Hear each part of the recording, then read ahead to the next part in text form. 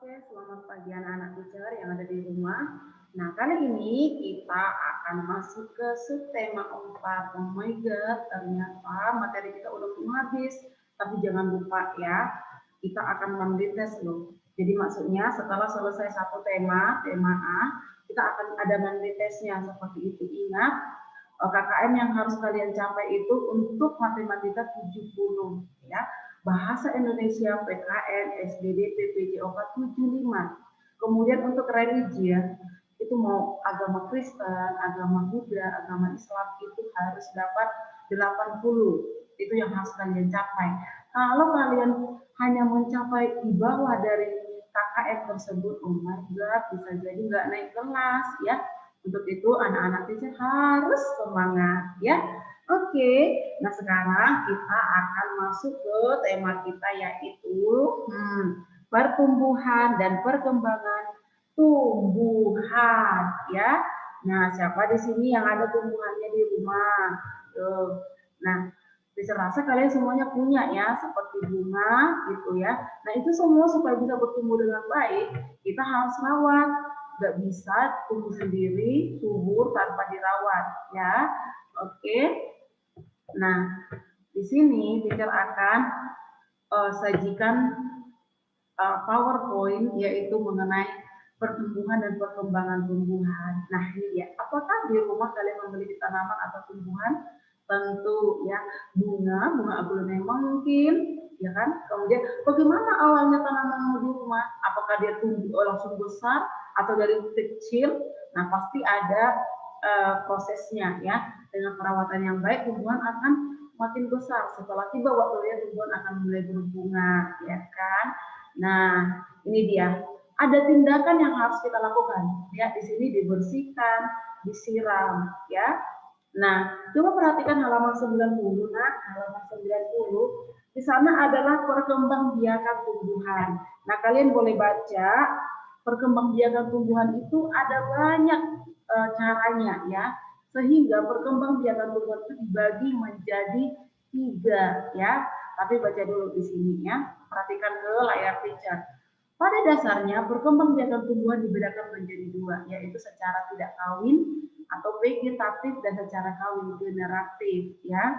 Nah, perkembangbiakan vegetatif dibedakan menjadi 2, yaitu buatan dan alami. Kalau alami itu ada beberapa tumbuhan yang bisa dilakukan dengan alami, artinya tidak dibantu oleh manusia seperti spora, umbi, rizoma, geragi, dan tunas. Nah, kalau perkembangbiakan vegetatif buatan itu biasanya dibantu oleh manusia. Contohnya stek, itu dipotong, langsung ditancap, kemudian cangkok, menganten, kemudian merunduk, dan sistem kultur jaringan. Nah, ini dia perkembangbiakan generatif. Kalau generatif ini secara kawin ya, biasanya itu dilakukan oleh bunga ya, seperti tumbuhan yang ada benang sari, mahkota, kemudian putih ya. Kemudian jagung juga itu ada perkembangbiakannya itu secara generatif ya, generatif. Jadi dia akan membuahi sendiri, putiknya itu akan membuahi sendiri jagungnya ya, tongkolnya itu, sehingga dia akan berbuah besar seperti itu. Makanya kalau pertumbuhan jagung itu harus dibantu angin ya. Ketika angin meniup jagung, dia akan jatuh. Benang sarinya itu akan berjatuhan, kemudian dia akan membuahi buah jagung tersebut, tongkol tersebut, sehingga menghasilkan buah ya.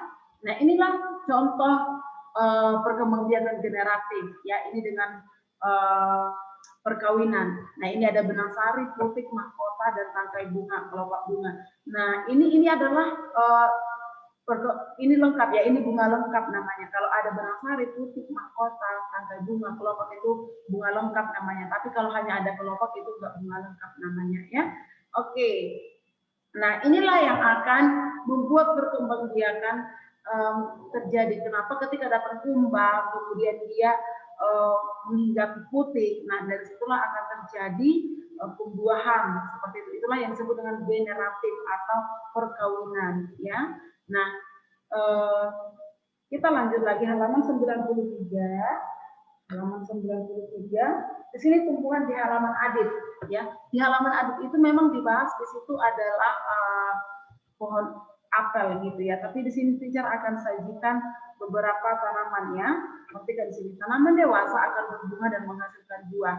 Buah akan menghasilkan biji, sama dengan apel yang ada di halaman 93 ya. Nanti kalian baca. Nah, buah akan menghasilkan biji. Pernahkah kalian makan mangga atau rambutan? Nah, buah mangga dan rambutan itu memiliki biji di dalamnya. Biji itu jumlahnya 1 ya. Tapi ada juga yang banyak bijinya seperti jambu biji itu banyak ya. Kemudian bagaimana dengan biji pepaya? Nah, biji pepaya banyak dan itu juga bisa tumbuh ya. Biji kemudian dapat tumbuh menjadi tanaman baru. Perputaran pertumbuhan dan perkembangan biji hingga menjadi tanaman dewasa dan akan menghasilkan biji baru disebut siklus atau daun hidup. Ini dia, ada mangga, ya kan, ada pepaya, kemudian ada rambutan. Nah, ternyata tumbuhan itu juga memiliki siklus hidup sama dengan hewan kemarin ya. Masih ingat kan? Kupu-kupu juga memiliki siklus hidup, kemudian katak dan sebagainya. Nah, ini adalah bagian-bagiannya ya. Ini mangga nih. Ini seluruh biji, ini untuk melindungi biji. Ini tidak berada di bagian luar ya. Nanti kalau kalian makan mangga, kalian boleh perhatikan.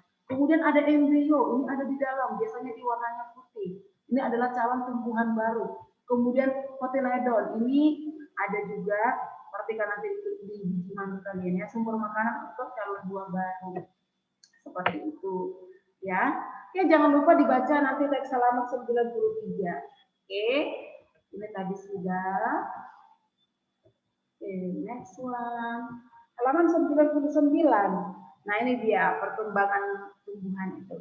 Nah, halaman belakang adit ditanami ubi kayu. Ubi kayu sering disebut dengan singkong. Ubi kayu merupakan jenis umbi-umbian yang tinggi karbohidrat. Ubi kayu juga termasuk salah satu makanan pokok di Indonesia. Ubi kayu bisa ditanam secara buatan, yaitu dengan stek, ya. Kemudian bagian bawah kemudian dibuat runcing, setelah itu ditancapkan ke tanah, jarak antar batang sekitar 20 sampai 30. Ini ya, di stek dia ya. Nah, perkembangbiakan tumbuhan itu gini. Ada yang umbi batang, ada yang umbi lapis. Nah, kalau umbi batang itu seperti wortel, seperti singkong itu umbi batang. Tapi kalau umbi lapis itu seperti bawang merah, bawang putih. Nah, itu adalah umbi lapis. Kemudian kalau ubi jalar itu umbi batang ya. Bunga tulip itu umbi lapis. Oke, kemudian bunga bakung juga umbi lapis. Dia seperti ada bawang di belakangnya. Nah, coba inilah umbi-umbian adalah makanan yang sangat digemari oleh sebagian besar penduduk Indonesia. Iya dong, Indonesia itu kan mengonsumsi banyak karbohidrat ya, seperti tumbuhan yang menghasilkan karbohidrat itu seperti kentang, ubi, apalagi dan sebagainya ya. Nah, umbi-umbian dapat diolah menjadi berbagai makanan. Bahkan ada yang menjadi salah satu jenis umbi-umbian makanan pokok. Ada ya. Kemudian sebagai negara yang memiliki tanah subur, umbi-umbian sangat mudah ditemukan di Indonesia. Oh my God, apa kayak singkong ya, ubi jalar itu paling banyak dijumpai di Indonesia. Wortel juga ya. Nah, hal itu juga menyebabkan adanya keragaman makanan umbi-umbian di Indonesia. Keragaman itu menjadi sebagai negara yang kaya akan budaya, akan tetapi dengan semangat Bhinneka Tunggal Ika perbedaan itu dapat menjadi tali persatuan. Umbi apakah yang biasa diolah menjadi makanan apa? Coba ada yang tahu? Yang biasa diolah menjadi makanan adalah singkong atau ubi kayu, kentang, yang dua itu yang paling sering ya. Dapatkah kalian menyebutkan makanan yang dibuat dari bahan umbi-umbian? Iya, keripik singkong dan keripik kentang ya. Coba kita buka halaman 103. Nah, ini tadi yang kita bahas tadi, perkembangbiakan yang tidak dibantu, yaitu perkembangbiakan tumbuhan dengan spora. Itu terjadi pada pakis, kemudian kepada jamur ya. Coba perhatikan di sini. Contoh tumbuhan yang berkembang biak dengan spora adalah jamur, paku atau pakis, suplir dan ganggang. Nah, kalau spora ini di mana sih? Dari mana sih dia akan menghasilkan bijinya, generasi berikutnya? Dia ada di daunnya. Nah, kalau kita perhatikan pakis, ya kita perhatikan pakis, di belakang daunnya itu ada dia seperti biji-biji kuning. Nah, itulah yang akan jatuh sehingga dia tumbuh, jatuh ke tanah, maksudnya tumbuh dan akan menghasilkan generasi berikutnya. Artinya berkembang biak seperti itu ya. Oke. Nah, oke, itu tadi spora ya. Jadi kita sudah bahas 3 cara perkembangbiakan. Yang pertama vegetatif buatan, kemudian vegetatif alami, kemudian perkembangbiakan generatif. Yang generatif itu seperti pada bunga dan jagung. Ya, kemudian kita juga sudah belajar tentang spora. Ya, spora itu terjadi pada pakis atau paku, kemudian jamur dan sebagainya.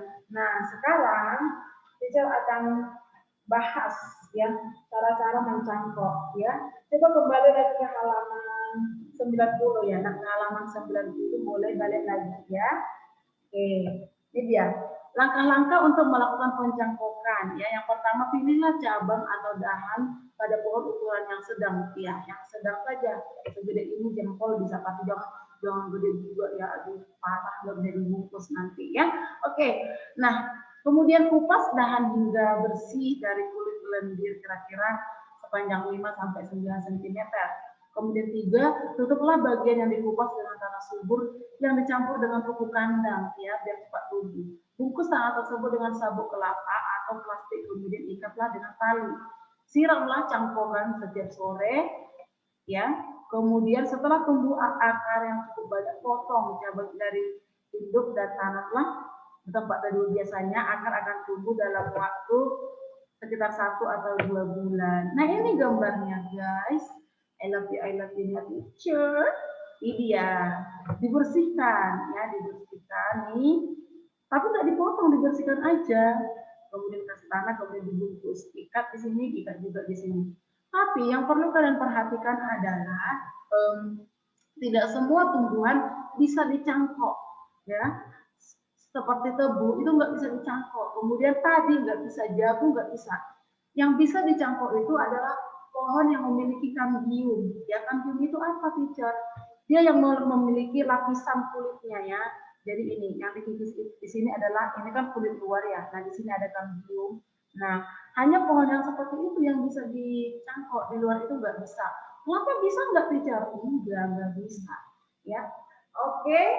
Nah, untuk materi bahasa Indonesia kita nggak ada tugas, ya, tidak ada tugas. Tapi yang perlu kalian ingat adalah 3 cara perkembangbiakan dari tumbuhan, ya. 3 cara perkembangbiakan tumbuhan. Yang pertama tadi adalah vegetatif, buatan dan alami. Kemudian ada yang namanya perkembangbiakan generatif. Nah, itu harus kalian hafal dan harus juga kalian tahu apa saja ya pohon yang bisa dikembangbiakan dengan cara vegetatif buatan.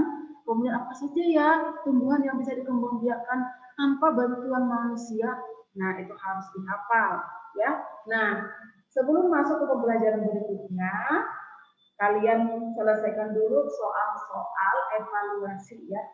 Soal-soal evaluasi subtema 2. Subtema 3, subtema 3 pada halaman 86 sampai 88 ya. Jangan lupa kirim ke teacher. Oke? Tetap semangat buat anak teacher, jaga kesehatan, tetap konsumsi makanan-makanan yang sehat. Oke? I love you. Bye-bye.